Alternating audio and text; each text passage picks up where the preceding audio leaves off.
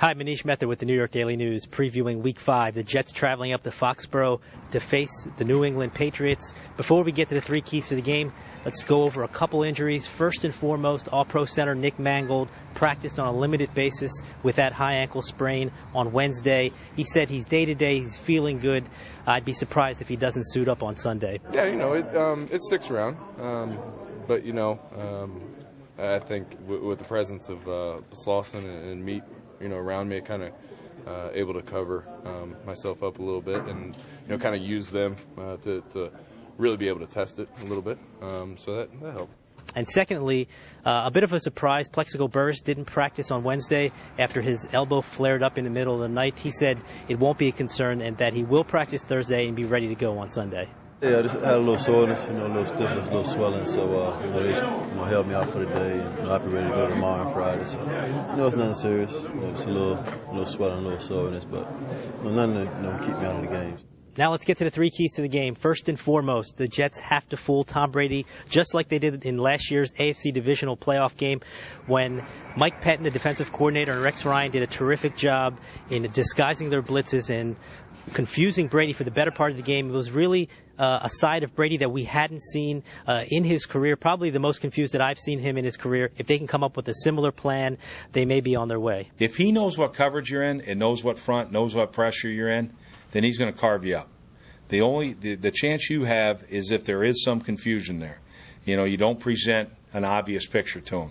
And I think that's what you have to do. If you're just going to line up, I don't care how good your defense is, and run certain pressures or whatever, he's just going to light you up. It's always, a tough game when we play those guys, especially up there. It's a hostile environment. We know what type of player Tom is. He's a great quarterback. And we just got to do the best, in the secondary covering those guys the best way we can. I think we did a great job last year in the playoffs of covering them very well, just playing close coverage. So that's what we're going to try to do again when we go up there on Sunday. Number two, the Jets have to get their running game on track. Through the first 4 games, the Jets are only averaging 71 yards a game.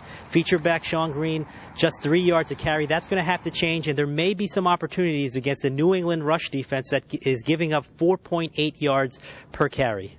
I think the numbers speak for themselves on how well those guys are not playing on their defense. But as far as the things we have to do, we just have to know we have to get our quarterback protected, give him a little bit of time so that he can be able to feel comfortable in the pocket, sit back and, pitch and catch a little bit with the receivers and have a little fun. And finally, when the Jets do go back to pass, the offensive line has to do a much better job in protecting Mark Sanchez, who was hit 10 times in the Sunday night loss to the Ravens. Through the first 4 weeks, teams have been teeing off on Sanchez. He's been seemingly getting a different body part banged up every week. If they can keep him upright, I think there'll be some opportunities for this Jets passing game to thrive against the Patriot pass defense that ranks dead last in the league.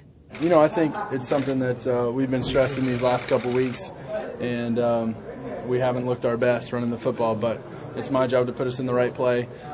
It's the offensive line job to create holes, and the running back job to find the hole and get through there. So we're going to do our best to get back on track run-wise, but at the end of the day, we want to win the game, so whatever that means, whether it's throw it or run it, we need to be able to do both.